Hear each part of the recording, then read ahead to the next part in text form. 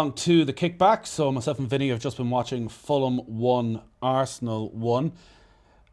Obvious thing to say is 2 points dropped for Arsenal, but they never really did enough in that game to deserve to win it. No, it feels like Arsenal's problems are in their front three at the moment in terms of Saka is obviously still the main player for them, but Robinson was exceptional against him today, never really gave him a look in, and when he did beat him that once or twice, he just didn't have them runners across that front post, and Havertz wasn't great and Trossard wasn't at his best either today. So Martinelli came on and made an impact in terms of his running power, but hadn't got enough about him in terms of quality, and it feels like Arsenal are short in the front three, and you compare them to other sides.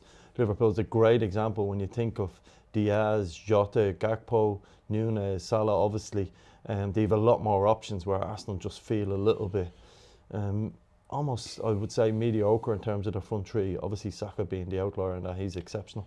Shades of what Manchester City have been going through maybe over the last few weeks with that Arsenal performance today, that they'd any amount of possession in and around the edge of the area, but just looked off it, looked short in ideas, just not dynamic enough. The things that were working last season with Odegaard and Saka, obviously they don't have a front man in a Haaland the way Manchester City do, or a focal point, but all just seems like they're operating at sort of 80%. Yeah, I think there's two elements to that. I think Odegaard is off it at the moment. He's only returning from an injury, and I don't think he's at the levels that they need him to be at. He only stayed on the pitch for 70 odd minutes today, and then when they needed that late goal, they've had to take him off to protect him from injury.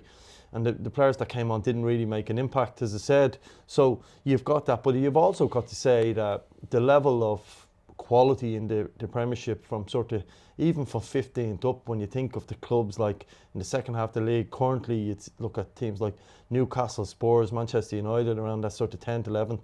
But the performance from Fulham, who a win today would have put them almost in touching distance of the top four.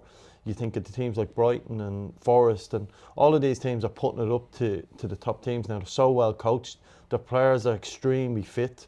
And we've seen that from Fulham today. It was a really good dynamic performance from them in terms of, without the ball, really good, well structured.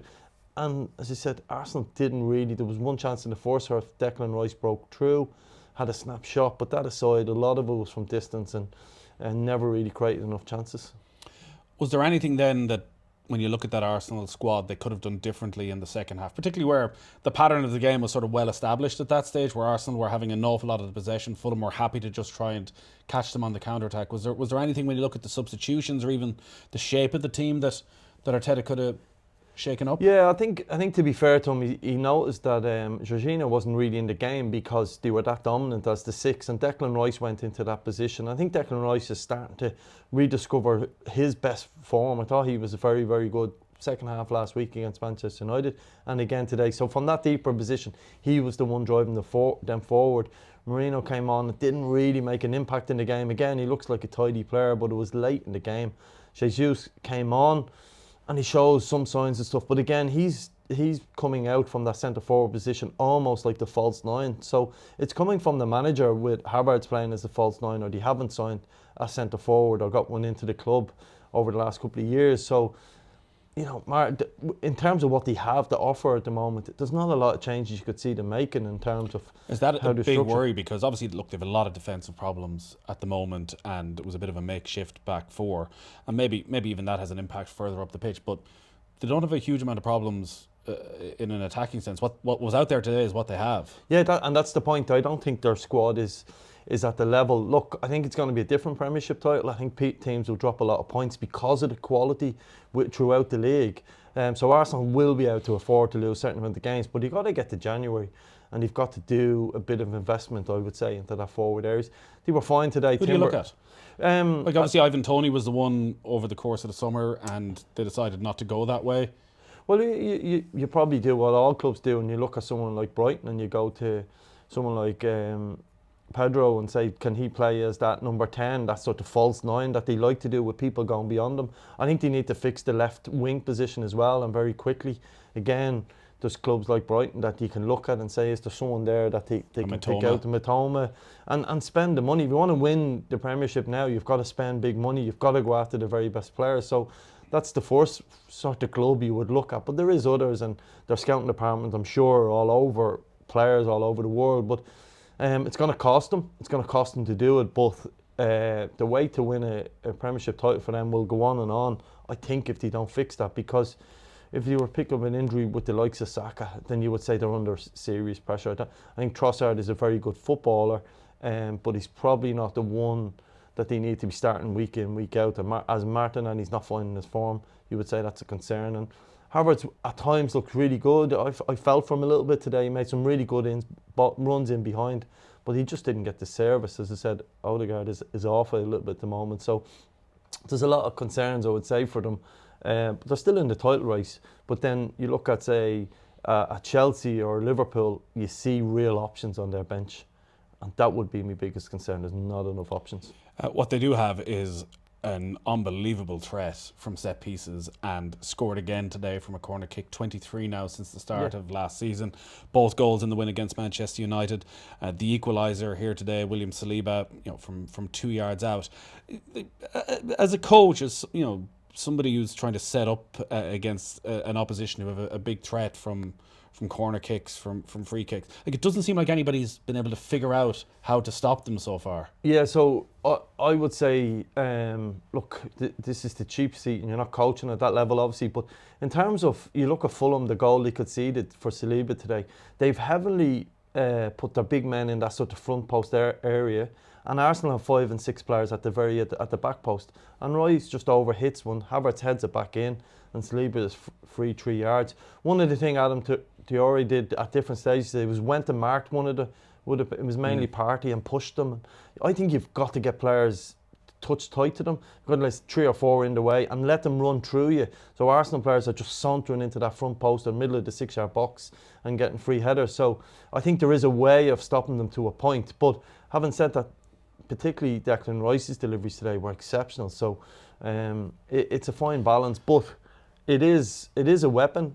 They have got criticised, ironically, over scoring set pieces. It's more, I think, the criticism, and you'll be well aware of this, that maybe at times people don't like to see backroom staff members being front and centre, and obviously Nicholas Jover's very much front and centre when they're setting up for the set pieces. But they do deserve enormous credit, because you look at what they've been doing over the last few weeks. Generally, it was Gabriel who was the focal point, to sort of stand on the edge and spin in behind. He's not there, so they're trying something very different again that teams still haven't been able to figure out. Yeah, and I accept the criticism, however, but since he's come in, it's almost 3 years since he's come in this summer. I think it was around 21. But today, and I've just done the maths on this, right? So I accept I could be wrong with a couple of goals, but today I think that's the 52nd set piece goal they've scored. Man City have scored, believe it or not, 51 in that same period of time, and Liverpool have scored 51. So what's the point? The point is, if you want to win a Premiership title, which Liverpool and Man City have done, you better score from set pieces. So Arsenal as a club have gone and got someone in who they feel is the best, and they work very much on it, and it is those little inches that get you over the line.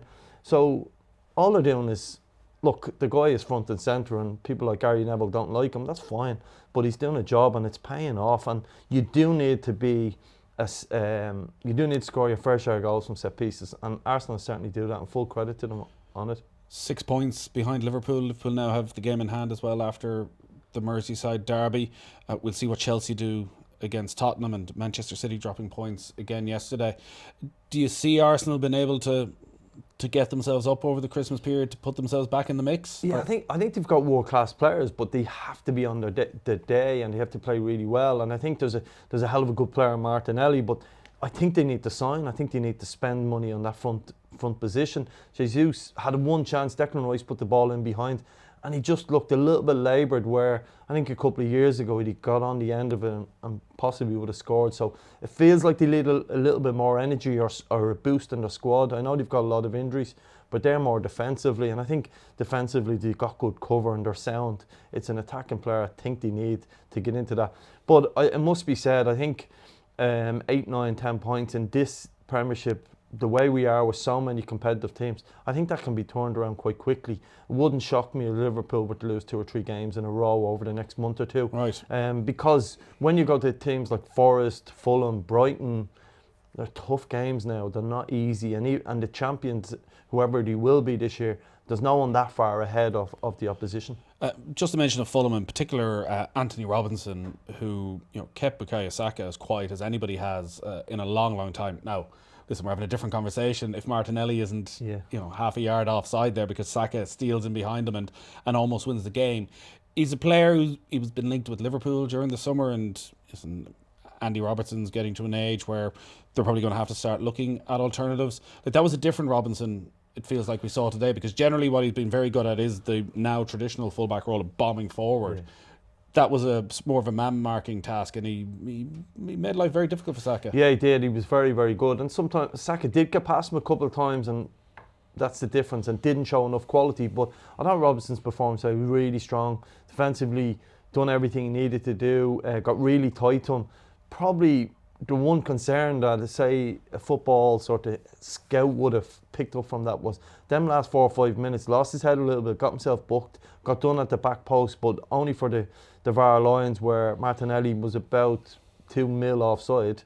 He'd have looked a little bit foolish at that back post, not defending well. But huge positivity on him. He's shown us that he can defend now. We know he can attack. We know he's a threat. Modern football, people love their fullbacks bombing forward, but he showed real quality from a defensive point of view today. And as you said, very few players in the world have kept Saka as quiet as he did today. Thanks, Vinny. Thank you.